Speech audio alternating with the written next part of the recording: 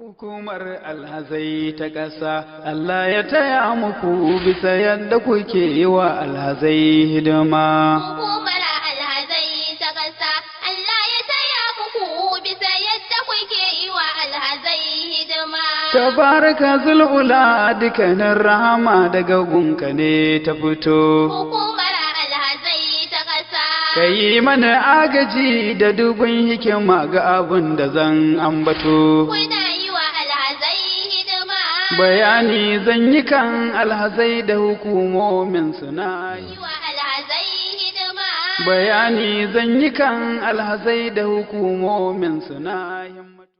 أعوذ بالله من الشيطان الرجيم بسم الله الرحمن الرحيم السلام عليكم ورحمة الله وبركاته يا uwana musulmai ina mana barka da shan ruwa a cikin wannan wata namu mai albarka da fatan Allah tabaraka wa ta'ala ya amshi wannan aiki da muke na azumi a cikin wannan wata mai albarka a yau kamar kullum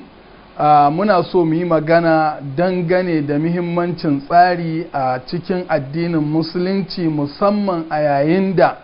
alhaji yake yin aikin hajji ya 'yan uwa musulmi mu sani cewa Allah tabaraka wa ta'ala ya halicci ɗan adam kuma ya sanya ɗan adam akan tsari ta yadda zai gudanar da ainihin wato rayuwarsa da mu'amalarsa ta rayuwa ga baki ɗaya a cikin addininsa misali shi tun daga halittar ɗan adam Allah tabaraka wa ta'ala yake cewa laqad khalaqanal insana fi ahsani taqwim Allah ya halicci ɗan adam ainihin cikin mafi kyawun ainihin wato halitta haka idan muka duba a yayin sahu a lokacin sallah manzon Allah sallallahu alaihi wasallam yakan tsaya kaga ibada ce amma yakan tsaya ya ce masahabbai ku yi sahu ku daidaita sahunku domin daidaita sahu yana cikin abin da yake cika sallah ma'ana idan mutane za su tsaya kowa yanda yake so to sallarsu za ta iya samun matsala haka rayuwa Allah tabaraka wa ta'ala yake cewa a wajen yaƙi inna Allah yuhibbu alladhina yuqatiluna fi sabilihi saffan ka'annahum bunyanun marsus lalle Allah yana son bayansa waɗanda suke yin yaƙi a cikin sahu suna ɗamfare da juna kamar gini ta yadda ba a iya huda su a shiga bare a ci su da nasara so haka ya ɗan uwana alhaji a yayin da kake ƙoƙarin gudanar da aikin hajjinka ana buƙatar tsari ko mutum nawa ne suka tafi aikin hajji yanda ka biya kuɗi a aikin hajji haka wancan ya biya haka wancan ya biya haka kowa ya biya kuma duk abin da za a baku a wajen aikin hajji to kowa yana da wannan abin nashi guda ɗaya wani ba zai iya ɗaukar ainihin haƙƙin wani ba to ya alhaji me zai sa ka yi gaugawa me zai sa inda ake buƙatar a shiga wuri ɗaya bayan ɗaya wajen shiga jirgi ne kujerar kananan wurin da za ka zauna na nan lokacin da za ka tashi yana nan ba za a te a baka ba to don me za ka yi rige-rige ka yi turereniya lalle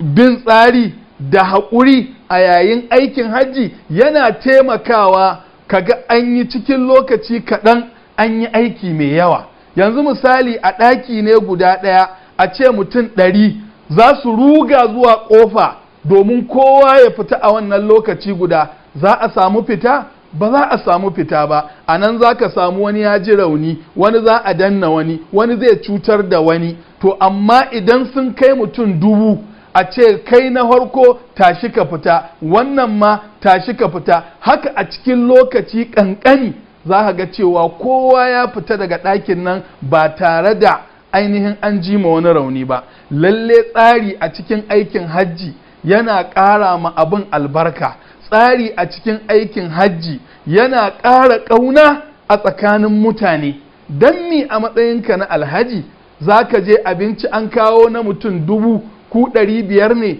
an kawo ƙila abinci na mutum 600 to meye bukata meye zai sa ka yi wawa me zai sa ka ƙibi ɗaya bayan ɗaya kowa ya ɗauka domin kowa ya samu rabansa lalle wannan ba ɗabi'a bace ta musulmi, lalle ba ɗabi'a bace wadda take mai kyau. Yin tsarin nan da haƙuri da juna a lokacin aikin hajji yana sa kaga cewa su alhazan nan sun samu ƙauna a tsakaninsu, sun kuma samu taimakekeniya. Kuma irin wannan bin tsarin shine zai ba ita kanta hukumar ƙasar Saudiya da take tsara wannan aikin hajjin a guji raunuka, a guji mutuwa, ta yanda idan za mu iya tunawa rashin tsari da ainihin samun matsala wajen bin tsari shi ya jawo mana a wata shekara ta 2015 aka samu mutuwa a wajen jifar shedan inda za a tafi, sai da sama da mutum 2000 suka rasu, wanda a cikin wannan mutane sama da 2000 cikin 'yan Najeriya akwai kusan mutum 300 da wajen 70 da wani abu waɗanda suka rasu. Muna addu'a Allah ya bamu ikon bin tsari da jin tsoron Allah a cikin rayuwarmu, ya amshi kuma ayyukanmu na aikin hajji ba tare da ainihin samun matsala ba. Wassalamu alaikum wa rahmatullahi wa barakatuh. Bayani zan yi kan alhazai da hukumomin suna